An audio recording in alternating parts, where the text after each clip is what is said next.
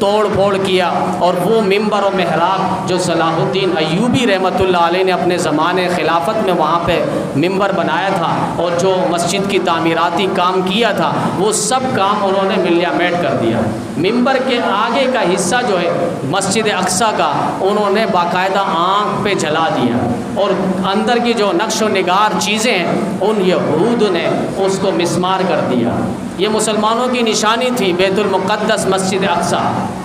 وہاں سے چلتے چلتے آج تک یہود اپنے شکنجے میں لیے ہوئے اور فلسطین مسلمان مظلوم پر باقاعدہ یلغار کر رہے ہیں۔ ہر وقت انہوں نے اقوام متحدہ سے باقاعدہ اپیلیں کی، لیکن کوئی سنوائی نہیں ہوئی۔ بالآخر اس وقت انہوں نے پھر باقاعدہ طور پر اہتمام کے ساتھ ایک اچانک حملہ کیا، جس پر ان کو فائدہ بھی ہوا۔ روز روز مرنے سے بہتر ہے کہ ایک ہی وقت انسان مر جائے، ایک ہی وقت مر جائے۔ روز تو ویسے ہی تڑپایا جا رہا تھا غزہ پہ،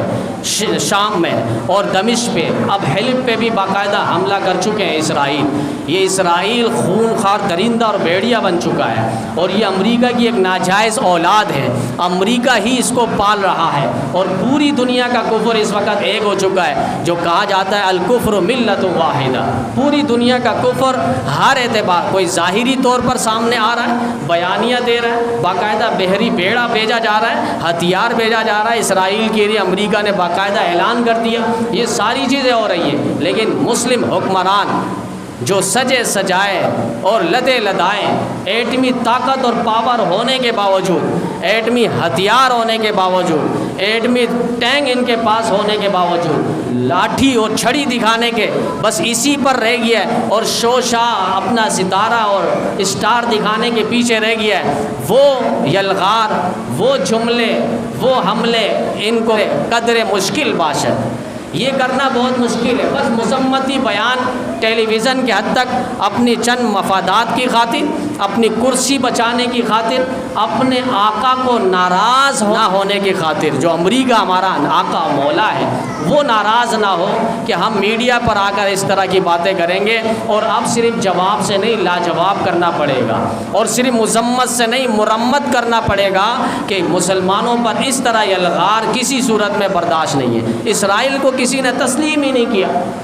وہ یہود خون خوار درندہ اور بھیڑیا، جہاں جاتا ہے وہ قبضہ جماتا ہے، اور باقاعدہ طور پر اسرائیل نے اپنے وہاں بارڈر پہ لا کے اپنے باہر سے لوگوں کو لا کر وہاں پر بٹھایا ہے۔ بعض پروفیسر کھڑے ہوئے، اینکر اور صحافی، وہ آگے اس طرح کی باتیں میڈیا کے اندر کر رہے ہیں کہ بھائی وہ تو تھے وہاں پر، ان پر حملہ کیا حماس کے مجاہدین نے،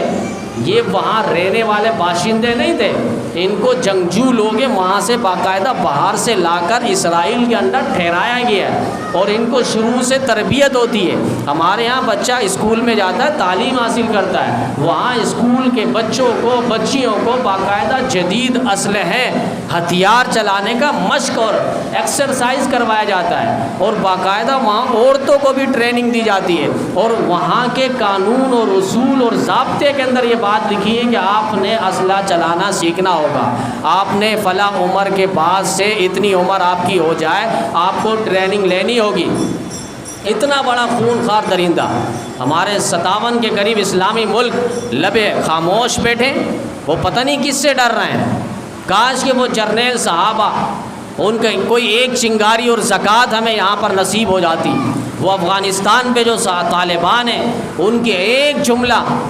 رب ذوالجلال کی قسم، امریکہ اور نیٹو، اقوام متحدہ جو ظاہری طور پر متحدہ نظر آ رہا ہے، یہ اقوام متحدہ مسلمانوں کی حمایت پر نہیں ہے۔ اگر ہوتا تو اسی وقت آواز حق بلند کرتا اور کہتا ہے کہ اسرائیل اپنا حملہ بند کرے اور دونوں فریق ہمارے پاس آئے، ہم مذاکرات کے ذریعے مسئلہ حل کروائیں گے، صلح کروائیں گے، معاہدہ کروائیں گے۔ کوئی ایسی بات نہیں کر رہا، اسے پتہ ہے اسرائیل حملہ کرے گا، ظاہری طور پر ہو سکتا ہے وہ کامیاب ہو جائے، چونکہ پیچھے اس کا نیٹو سپلائی کرنے والا امریکہ اس کے پیچھے، اور دوسرے خون خوار درندہ اور بھیڑیا کتال اور سفاق ان کے ساتھ ملوث ہے، ہو سکتا ہے ظاہری طور پر وہ کامیاب ہو جائے۔ لیکن ہم اللہ ہی سے اپیل کریں گے، اللہ یہ 313 بدری صحابہ والا نقشہ دوہرا دے، ان کے پاس کچھ نہیں ہے، ساز و سامان کچھ نہیں ہے، جس طرح تو نے ابابیل کے ذریعے بیت اللہ کی حفاظت کی تھی، آج وہی ابابیل بھیج دے جو بیت المقدس کی حفاظت کرے، جس طرح تو نے نار نمرود میں ابراہیم علیہ السلام کی حفاظت کی تھی،